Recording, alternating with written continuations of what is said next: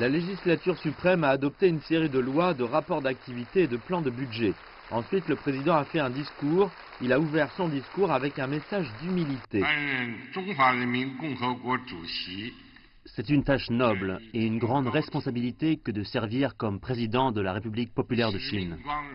Le président Xi Jinping, qui commence son deuxième mandat cette semaine, n'a pas donné de détails concernant le plan du gouvernement pour les 5 prochaines années.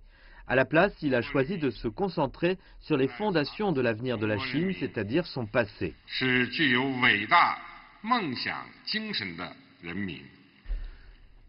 La Chine a toujours été une nation avec des rêves. Une société modérément prospère et un avenir partagé pour l'humanité font partie de ce pourquoi la nation chinoise a lutté pendant des milliers d'années. Suite à des siècles de prospérité, la première guerre de l'opium entre le Royaume-Uni et la dynastie Qing au milieu du 19e siècle a été un tournant pour le pays. Et il a fallu ensuite à la Chine plus de 100 ans pour s'en remettre.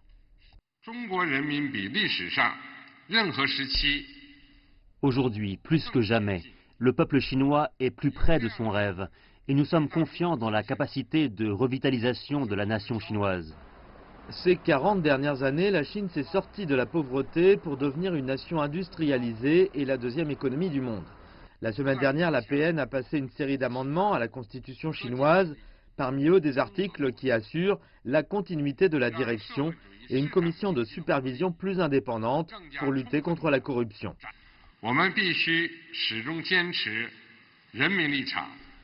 Nous devons toujours être orientés vers le peuple. Nous devons faire du peuple le maître de la nation. Nous devons apprendre de notre peuple, écouter sa voix et agir selon sa sagesse. Ce que veut le peuple, ce que le peuple approuve et accepte, doit être la seule mesure de tout notre travail. Xi Jinping a aussi insisté sur le concept d'intégrité territoriale suite à la signature par le président américain Donald Trump du Taiwan Travel Act le week-end dernier.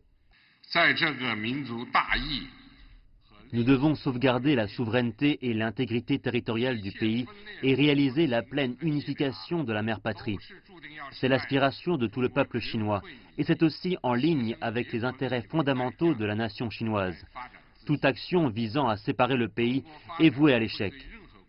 Xi Jinping a promis que la Chine ne chercherait jamais l'hégémonie ni l'expansionnisme, disant que seuls ceux qui menacent régulièrement les autres pays perçoivent les autres pays comme des menaces. Une confiance forte, mais beaucoup de travail à l'horizon, et l'heure tourne avant la date butoir pour la réalisation des objectifs de 2020.